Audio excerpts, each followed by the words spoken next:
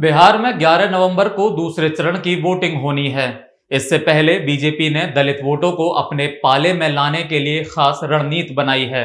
दरअसल बिहार में अनुसूचित जाति और महादलित को मिलाकर करीब 18% वोट हैं।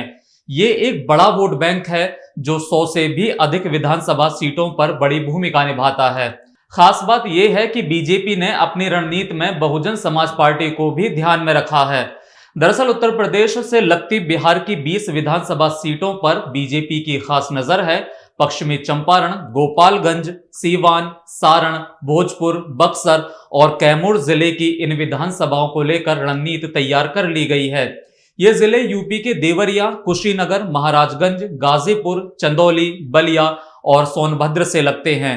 इनमें से 15 सीटों पर पहले चरण में मतदान हो चुका है और बाकी 5 सीटों पर दूसरे चरण में वोट डाले जाएंगे। दरअसल बीजेपी ने करीब 13% महादलित और करीब 5% पासवान दुसाध वोटों को लेकर रणनीति बनाई है।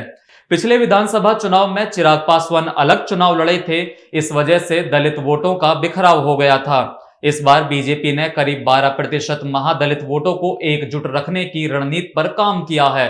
पार्टी का आकलन है कि जीतन राम मांझी के करीब 2.5% मुशहर वोट एनडीए के साथ रहेगा। इसी तरह चिराग पासवान करीब 5% दुसाध पासवान वोट को मजबूती से एनडीए के पाले में रखेंगे।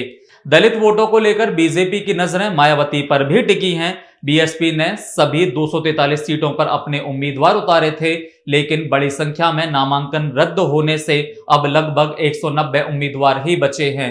मायावती ने तो कैमूर जिले के भभुआ में चुनावी सभा भी की थी। बीजेपी का आकलन है कि बीएसपी की ओर करीब 5% रविदास वोट जा सकते हैं, क्योंकि पिछले विधानसभा चुनाव में बीएसपी ने 78 सीटों पर उम्मीदवार खड़े किए थे और उसे 2.37% वोट मिले थे।